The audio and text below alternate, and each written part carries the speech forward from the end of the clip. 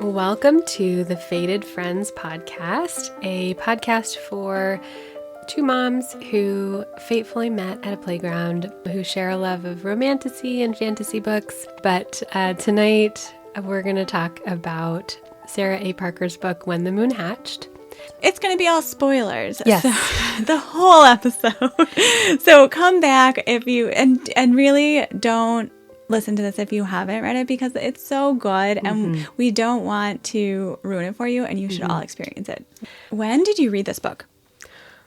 Around the time you gave birth to your second baby. That is when we read it at the same time. Yeah. Had we just finished it, both of us, when, yeah, I was Fate. looking, I Sorry. know, fate. No, but I was looking to see when it was published, and it was published around that time, It April was or like May. brand new. Yeah. How did you find out about it? I think I was just looking for, I was in like an ACOTAR, Yeah. Throne of Glass hangover, and it came up. I know nothing about TikTok or BookTok, like I don't have those apps, but I think the Instagram algorithm must have read my mind, and I think a book influencer like brought it up, or maybe it was Sam. I honestly can't remember, but I am very glad that I read it. I know, me too. I thought it was so good, and I do think that's like the right order of operations for finding When the Moon Hatched. I had read Fourth Wing, read most of ACOTAR. I think I stopped at Nessa's book, and read halfway through Throne of Glass, and then needed something else. And this is like postpartum breastfeeding time. Perfect. Lots of time. This is a massive book. Yes. I read this in a week. I cannot believe I did that. You and I both, like, I think I read it in a matter of days, because it was so well written. I thought it was really well paced, and the characters were just as vibrant as the world. You know, like nobody felt like a throwaway character. There was never a point where I felt like something didn't need to happen. You could really tell that Sarah A. Parker created this so thoroughly and thoughtfully, you know? I think we both agree, like, we like high fantasy. It's so important to have not only a really well-built world and a very clear magic system if it's a fantasy book. I felt like When the Moon Hatched she went really deep. Yeah, and maybe what we're both trying to say is it was very original. Yes. And that was just so nice. And that's what I feel like the Sarah J. Maas and, those are so original and so well thought out. Yes. And this definitely felt like that to me. Yeah, like you were on a journey with the author.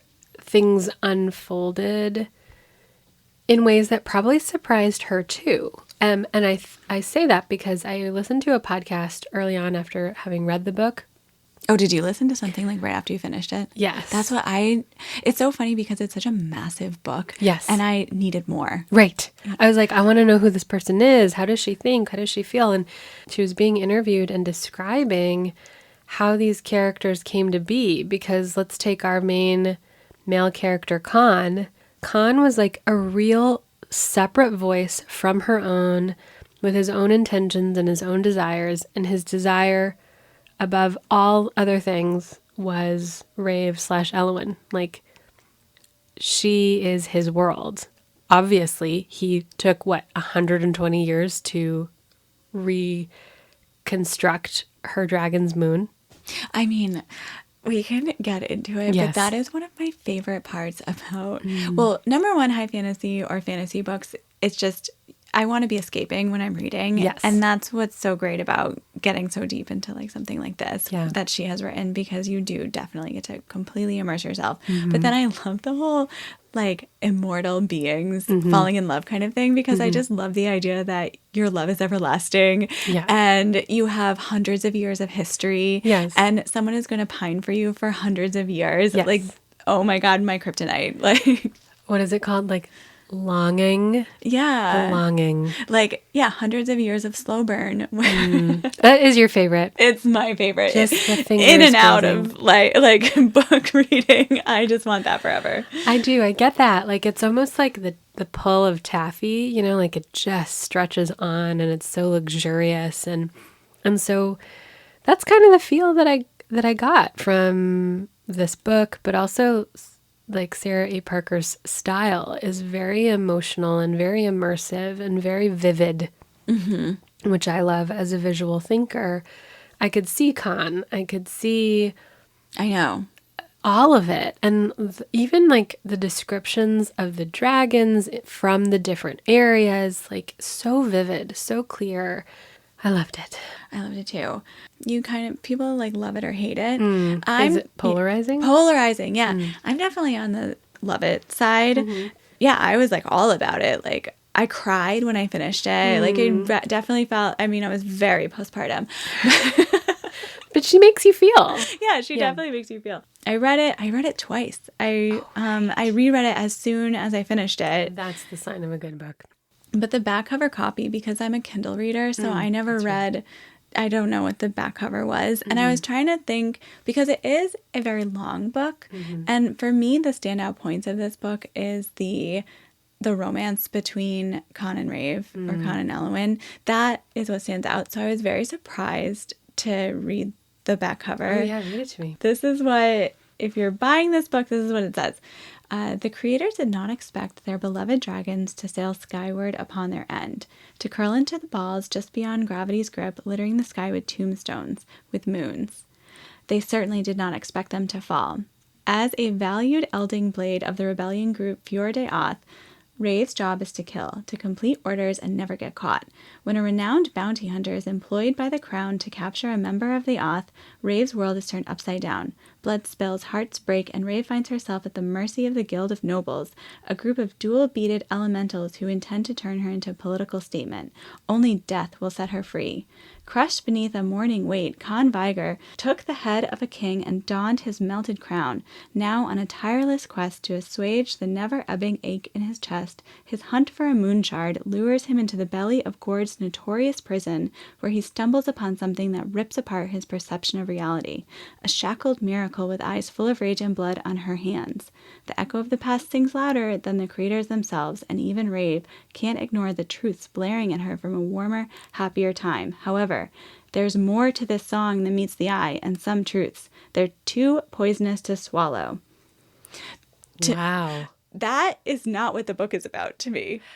Like, as you were reading it, like the first part, I don't remember at all. I know. I remember that guy, the bounty hunter that they're going after. I don't. Right? Yeah.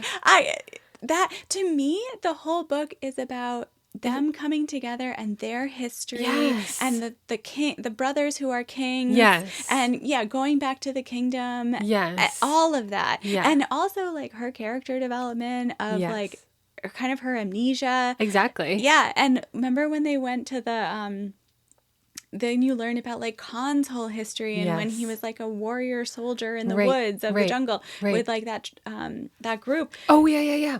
In the mountains. None of that is here. No. Like, what is this political group we're a part of? Yeah, it's almost like, so the very beginning is the beginning of that description, like Raeve the prologue, or no, I love the prologue. You do love the prologue. Oh, so interesting. Yeah, with well, the whole about the gods and the and ether and yes, but I'm like, I do remember like the opening chapter. She's dressed up as a singer, and it's like a cover in order to spy on somebody. Clearly, I don't remember. So like she has apparently all of this training and ability, but that's not what I remember when I think back to the book as a whole. Oh, I know. I think of what you said, like their romantic arc.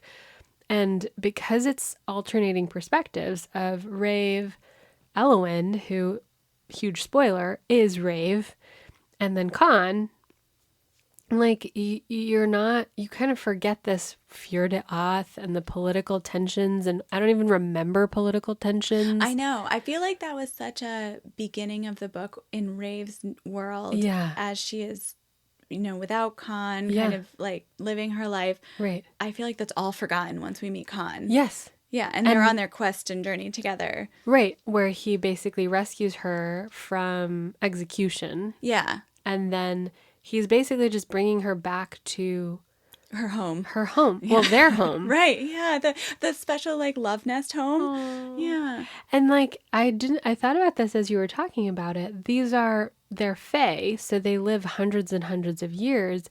And I was thinking about this. Their love story is only like 2.5 years. Oh, really? It's like a blink of an eye. It's like Romeo and Juliet falling in love in 3 days. Yeah, it's so funny, like what the memory imprint becomes of a book that leaves such a strong impression. Clearly, we both had romance on the brain. Yeah, I mean, and I think that's because I think their romance, I think, was so good. Yes. Yeah, their whole story, everything about that was just incredible. So if you like Romantasy, I think you would. Like anyone would really like this. That's why I was surprised that it was so polarizing. I did read on Reddit when I was getting excited about this book that in a Kindle, you have to read the first 30% and then it starts getting good. Or it was like maybe like 25 or 27%. Yeah. So quite a bit because I think it's like an 800-page book. Yeah, it's huge. It's huge. Yeah. So that's a lot to get through. And I was like, that's fine. I have lots of time. Like I will power through this. So you like the prologue. What did you think of the glossary in the beginning of the book? Starting off with a glossary. That was very confusing because it's like reading a different language. Like I didn't understand. I didn't like the glossary, but I did like the prologue. I liked the way that set the stage was very, it reminded me of like an epic poem. I liked the glossary because it made me feel like I need to really pay attention here. Like I was reading everything and trying to remember it and like really trying to make sense of, because it kind of is meaningless until you're in it and seeing it. Right. And then I think that allowed me to read so much of that beginning part of the book because I was like, okay, like I've got that. Like I'm so, I guess, immersed in this and like so paying attention. Right. So I'm like ready for this. So I think as a reading experience, that was great. Okay. And like led me into like, I'm going to give this the first 27%. Okay. I know it's going to get good. It was like a hook for you. Yeah, I suppose. Yeah. It's funny because I think authors a lot of times really focus on like, what is the very first line, the first sentence or the first page to hook the reader. Yeah. So it is funny that this one was like, oh, we'll do a glossary and then a prologue. Right. You're like, huh? Yeah, because I read another book, The Will of the Many. Oh, yeah, which is supposed to be fantastic. It's amazing. Yeah. I would highly recommend it. And the second book is coming out at the end of the year, November, which I have pre-ordered, The Strength of the Few. So that glossary came at the end of the book, which was actually very helpful because then it didn't give anything away from what happens. I know, because there's spoilers in the glossary. Exactly. Which is kind of cool. It's like little Easter eggy type things. Yeah. What stands out the most to you in a feel-good way about this book? Okay, so I really had never read a book where someone comes back from the dead. I think that perhaps might be a bit of a trope in maybe romance or fantasy. I don't know. I'd never read that before. Me neither. I feel like it's not often in like movies or anything. It's definitely something I think we as humans think about. Yeah. Just, people die, you would like them to come back and like kind of fantasizing or imagining about like what your conversation would be with somebody. Right. So that just hit me.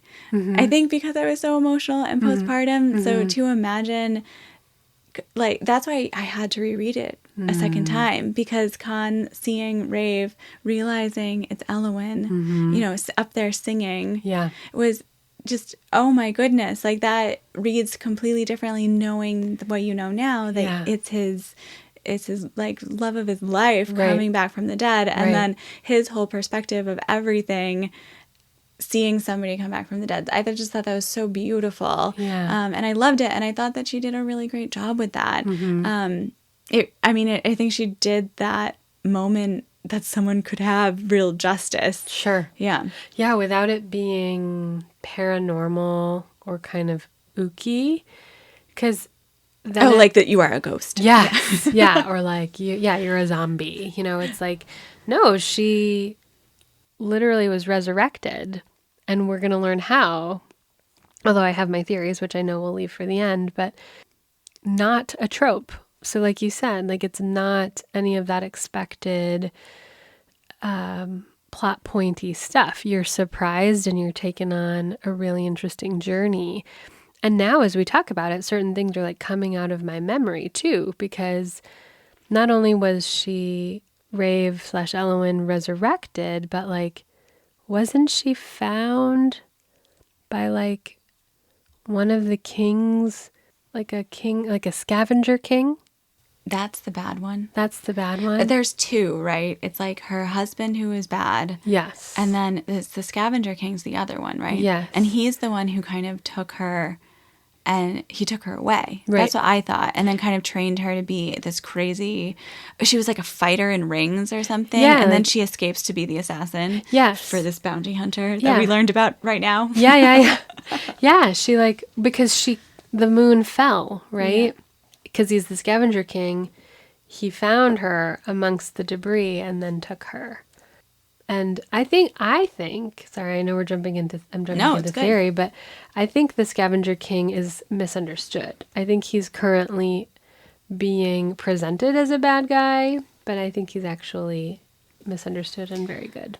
I hope so, because I think this is considered dark fantasy or dark romance or something. That's like one thing about it.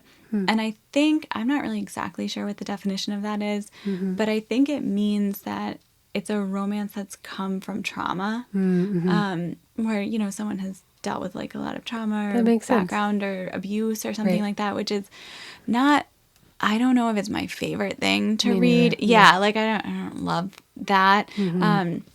And I thought this book was very powerful, and then obviously there's a lot of violence in it. And a lot of trauma, so much trauma. So to kind of imagine the things that happened to her that we learn at the end of the book, where she has the daughter, and they live in like this awful situation with like an abusive king. That's like really locked in a tower. And with the baby, and like that is what I was imagining. And as I'm holding my baby reading this book, right. Then I was like, oh gosh, like, am I going to be able to read the second one? Of course I am. But I am hoping it's something like that, where it's not all abuse dark. Yeah, you're right. It is rooted in a lot of dark themes. Like, after Elowen's family is basically murdered in front of her, Kahn's family, like, takes her as their ward, basically. And he is the person who helps her out of her traumatic experience by like putting food at her door and sitting and being quiet and just being present for her. So he's definitely a beacon of healing and love and support, and he's definitely the good guy. But I am curious to hear more about Raeve and Elowen, because I don't think she is, even as Elowen, is as pure as Kahn is. And it'll be a very interesting dynamic for her to potentially be more morally gray or conflicted. The end, too, when you learn that, I think Elowen just sort of decides to, like, she gives up fighting when they decide that she's going to marry, like, the bad king, because she was always supposed to. And I think she writes, what does she like, write him a letter or something, and she's basically like, like, that's who I'm gonna be with, right? I never loved you, or like denied him. And he was like, okay, fine, and just gave up completely. And it's like, the Kahn that we met, I don't really know if he would, so why did he give up so easily? I assume there's a lot of questions left in the air. And she also leaves too, because doesn't she realizes she's pregnant, and she knows it's Kahn's baby, and that would create some crazy political drama. Family drama. Like, so she has to keep it a secret, but I don't know. Because they're all brothers. Right. Like, they're all kings of the different areas. And they're all not great, except for Kahn. The other piece that I want to explore more of is that, like, each fae has at least one element attached to a god that they can manipulate. And I think it's been alluded to that she can manipulate all of the elements, right? Like Kahn is definitely earth, and I think she mostly uses wind, Claude, right? Yes, Claude. Crazy. But I think she can actually use all four and has always been able to, and I'm curious where that's going to go. I mean, this one, it seems like, is like the first book, maybe the prequel almost of what's to come. Yeah. There does seem to be like a lot of setup. So yeah, I think that will definitely be in the next book. I think that, I mean, I loved this. I love the high fantasy of it all. I love the world. I don't think that the gods was my favorite part. I felt like it was a lot to keep up with. Yeah. So I wasn't as great at following that. It's so layered, and I guess it makes sense why she includes a glossary, because just thinking about it, you're dealing with the different areas: fade, shade, burn, all of those, and then those come with their own magics. Those come with their own dragons. The whole process of being able to fly a dragon, you have to steal one of their eggs. Like, there is a lot going on top of this incredibly powerful romance that's happening and unfolding and re-unfolding, resurrecting in and of itself. Like, she's got a lot of things going in the fire. Irons in the fire. Irons in the fire. Thank you. Yes. So yeah, it is hard to keep it all. And then to have the changing perspectives, and yeah, like Raeve, Elowen's diary, Kahn. And this is in no way a criticism. It's just a lot. Yeah. But you liked the gods a lot. I like them. I thought they were interesting, and I want to know if they're going to play a bigger role, because I also feel like in this current heyday of fantasy and romantasy, gods are always referenced, but then they never make an appearance. They're just out there. And so if the Fae are able to communicate with these gods, and there's definitely something about the Ether Stone, right? So how is it all going to come together? I don't know. Did you know that she wrote this book in 6 weeks? No. Like the first draft, yeah. Wow. Isn't that wild? It's massive. And so I think I would imagine she must have been thinking about it for a while before pen to paper. Yes, that was in the interview that I listened to, that she had been building this world in her head for, I think, close to 7 years. Yeah. So then it probably just like flowed out of her because she was ready to go. What an incredible flow state. Yeah. I love the flow state. Because that's what I really like about how original this is, like with the different gods and things like that. Because with all these romantasy books, like I feel like a lot of times it sometimes can feel like carbon copies of, okay, it's like a lot of fae or whatever. Yeah. But yeah, she made it so original to her. Yeah, and like that the take on the fae, the combination of fae and dragons is really well done. Like they're very complementary. Whereas in other romantasy books, like let's take Fourth Wing, it's humans and dragons, because how do you reconcile two powerfully magical beings, creating a relationship? In other books, there's always like a power dynamic difference, or in ACOTAR, like the characters are fae and human. There's a dynamic difference, whereas this, it's like these are all magical creatures, all coexisting, and there's a god pantheistic system. Like it's so well done. It feels like a very delicate and intricate house of cards. Yeah. Yeah, instead of like monster soup, which I feel like some of these what a good word. Yeah, exactly. Like it's so articulate and deliberate. Okay, so I think another kind of perhaps critique of this book that I don't personally agree with is that everyone could figure it out. That it was like an easily figure outable, like all the secrets of Raeve and Elowen and the princess, that it was easy to kind of figure out. So that's a critique. And I feel like the reason I liked the fact that I felt like we kind of did know that it was, why else would this random girl be writing a diary that we're following along with this whole time? Yeah. And Raeve has an unknown backstory. It's like, Right. I feel like it was kind of fun to feel like I anticipated that. And then the anticipation of when she figures it out, like I'm reading because I'm excited that that's going to happen. Right.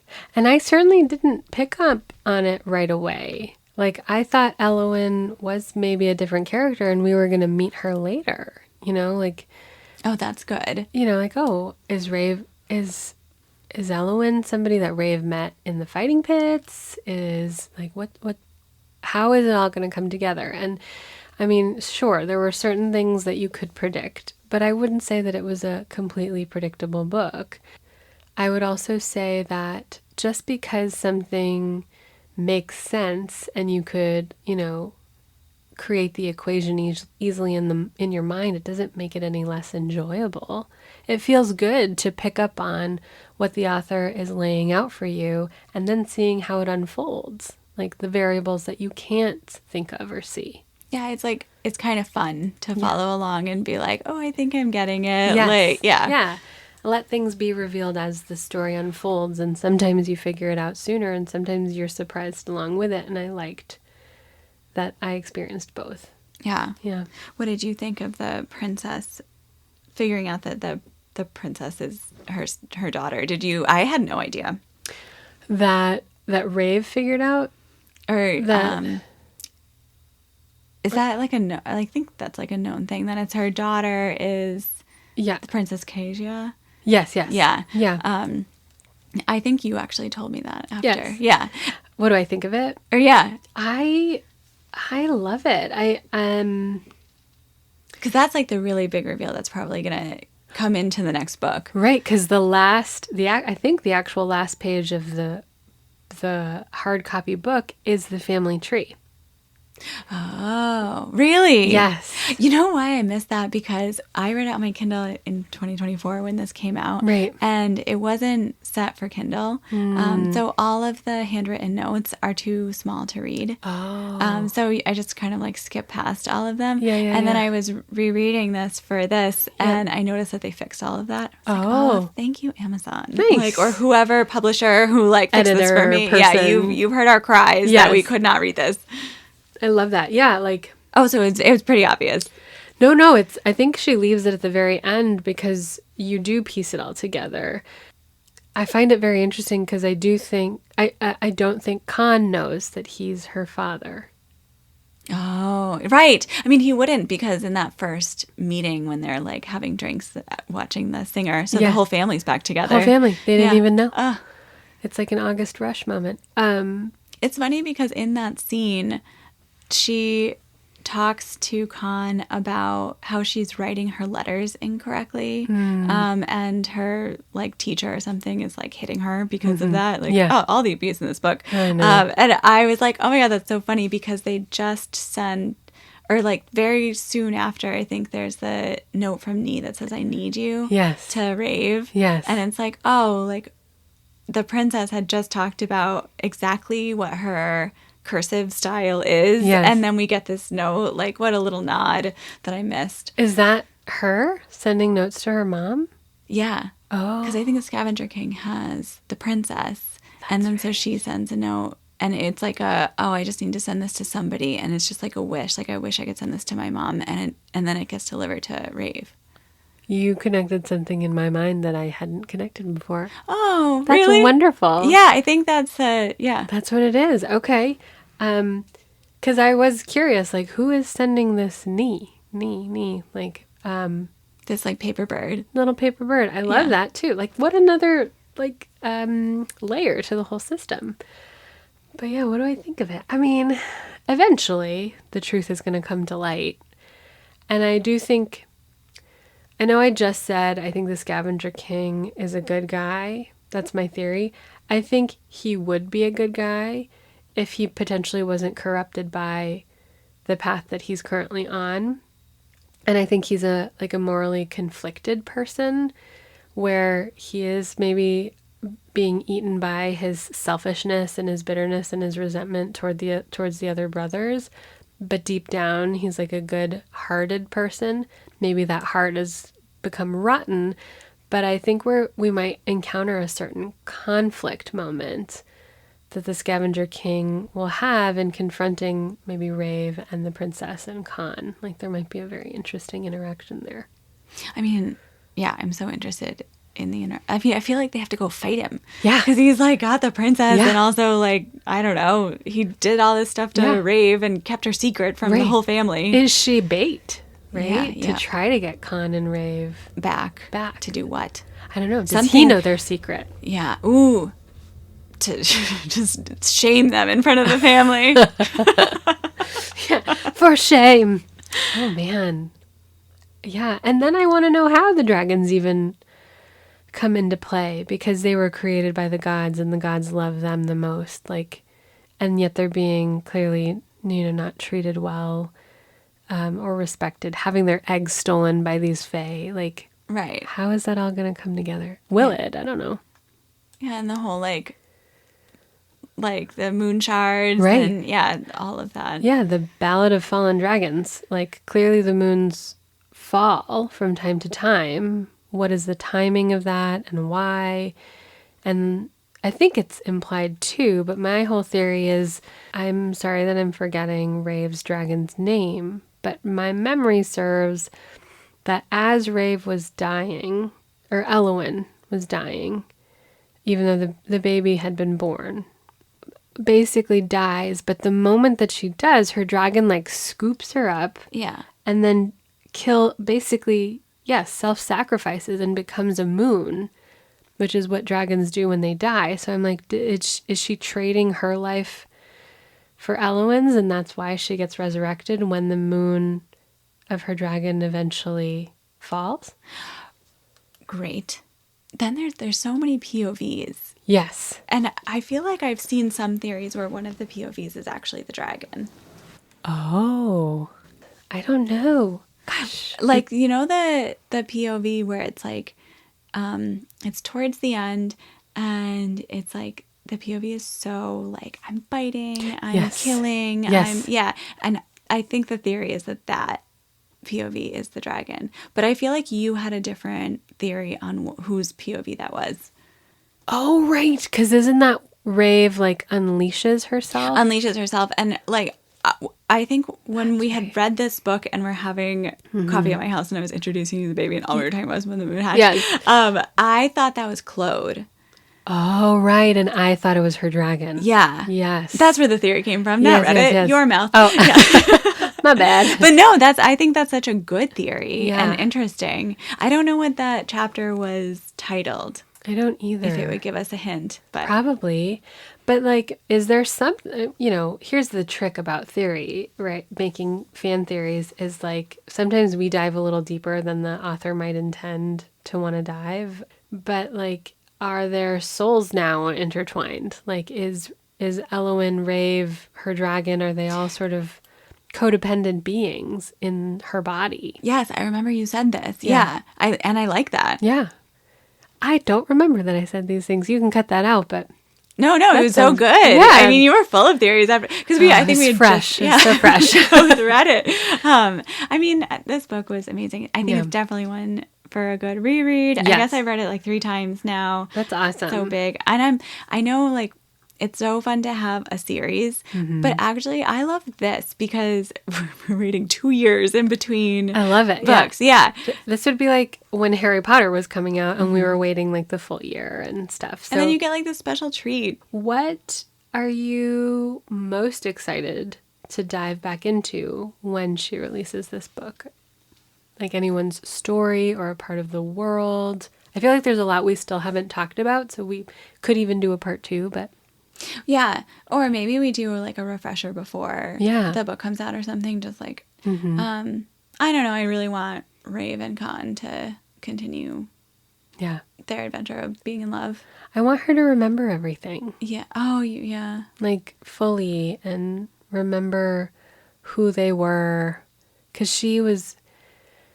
Raeve, as we meet her, is like a very embittered, hardened person, and Elowyn was so tender and emotive and like attuned. And it's so fascinating that the same body can have two very different experiences and create two very different outcomes, but still, I mean, it must be a total mind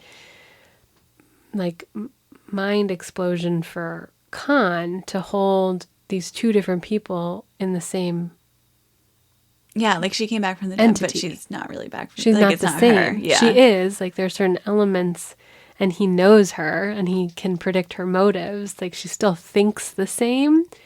That'd be so weird. Right? That'd be so sad. Yeah, there's a tragedy to their love story. I know. Dark romantasy. So dark. So dark. What are you excited about? I am excited to see what Raeve is going to do next, because I actually while I was reading the book, there were times where she frustrated me, and I want to be on Team Raeve. So I'm excited to see what choices she makes, how she maybe has matured, or how she develops in the second book, because the first book is all about reconciling the fact that this hardened person was once this tender person, and they both experienced trauma. But yeah, like I want to figure out how she integrates herselves, basically. Oh, I love that. I didn't even think that was a possibility. Like it didn't dawn on me that we might be able to go back. Yeah, I don't even know, because she's got to remember or figure it out that her daughter is right there, and her daughter is sending. And then not to remember your daughter. Yeah, this is too sad. That's why, I mean, I have on my Kindle the To Bloom a Crystal. Yes, I have the book. Have you read it? I started it. I heard on Reddit that it was even darker, and I was like, oh, I don't know if I could do that. It's pretty interesting. Like I have become a Reddit person because of you. Don't need to. But I think what people get hung up on is that it's a bit Stockholm syndrome-y. The main male character is a very old man in like Faye sense. Like, he probably still looks like he's 32, but young girl is like 32. 1,000. Yeah. Or 1,000. And I love your face. She's 21. He's 900. He's a millennia. Like, come on. It's just the funniest thing that, like, you're reading and you're like, okay, wait a second. That would be like me trying to date Jimmy Carter. Like, I don't get it. Like, hundreds and like as old as a planet. Exactly. It's just like, you made this that much worse. Exactly. And so I haven't gotten that far into it, but basically I believe she develops an infatuation with this person, because I'll let you start to read it and then we can talk about it. But I guess it's dark in that way. Like, it's a very strange beginning to a love story, but I think there's more to it. When this ended, I was like dying for the next book. Yes. And I'm definitely gonna read it. Yes. Just a little nervous. Yeah. And like, as we have both dived into like more and more books of this genre, the multiple POVs have kind of frustrated me. Like, did you ever read Rachel Gillig's One Dark Window? I just started it. I read like a couple pages. It is spooky. It's spooky. Yeah. It's like cozy spooky, though. It doesn't get too scary. No, but it's like, I mean, the first few pages are like, she's like sick or something, and then she's escaping. I was like, oh my God. It's crazy. But it's also alternating perspectives, more so in the second book, and it's a duology, and I barely got through it. Like, I put it down a few times because I was just like, how are these all why can't I have one narrator tell me what everybody's doing? Why do I need everybody's perspectives here? I don't feel like I do. I feel like it could have been told from a third person narrator. So that's sometimes how I feel. But I think in Sarah A. Parker's case, with When the Moon Hatched specifically, because it's like punctuated with these diary entries, it changes the tone a little bit, and it's only two two other consistent perspectives the majority of the time, and only like a couple of other characters, like shorter perspectives, like it's tolerable. But I'm nervous as it gets more complicated. Like, who else are we going to hear from? Oh, I know. Probably so many. Yeah. I mean, I like the diary entries. It's like such an interesting way to see into somebody's head. Yes. Don't ever look into my diaries. Oh, man. Have you ever looked back into your diaries when you were like 13? Oh, my God. I know that it's probably in some kind of box my parents are going to drop at my door. Oh, what a cool deep dive that would be. Like, one time they did that and they were like, and we read it and here it is. And then they like started talking about things that were in the book and how lovely, or like in the journal and how lovely they were. And it was like, I'm dying right now. My gosh. So you wrote a poem about your friend. That's so cute. Aw, little Emma. No, parents, do not read this. Yeah, That's no. private. That's Keep it. out. There's a lock on this journal. How did you find the key? You used a hairpin. My gosh. Oh, man. But yeah, I'm excited about this one. Yeah. And then I definitely want to read the Crescent City books. You'll love it. I mean, I will say House of Earth and Blood may have been one of my favorite Sarah J. Maas books for just the mastery of what she does. It is very classic Sarah J. Maas, where the first book is a lot of world building, the first third, so you get a little like, that's good to know, because I started it and it was a lot. It's a lot. Yeah. It is a lot, but then you get into it and you're like on understanding what's happening, and it's riveting. And the next two books, you can already tell just from the first book, like there are a lot of different people and characters and dynamics and politics, and I would be curious to like unpack it with you, because there's a lot going on. Amazing. Okay. Yeah. I do have a plane ride coming up. You do? Isn't that amazing? Tomorrow? Please tell me it's not tomorrow. What's tomorrow? Your plane ride. Why would it be tomorrow? I'm just asking. Because it's late. Because it's late. I wouldn't want you to go to bed. No, it's in November. Oh, where are you going? To Seattle. Oh, yay. Hometown. Yeah. Yeah, so I have like a 6.5 hour plane ride. So I'm definitely thinking, I know, definitely thinking. Well, I don't know if I'll put it off until that time, but like I could, maybe I'll have read one of them and then I can read the other one. Yeah. Like to sit on a plane and read a book. How nice. Oh, it's luxurious. Yeah. Although if you decide to watch a movie by yourself, that's fine too, because as you told me, we get a little hypoxic up in the air and emotions run really high. So you could watch a feel-good movie and cry your eyes out and get I know, maybe it's a feel-good movie versus like... Yeah. That's why I always stick...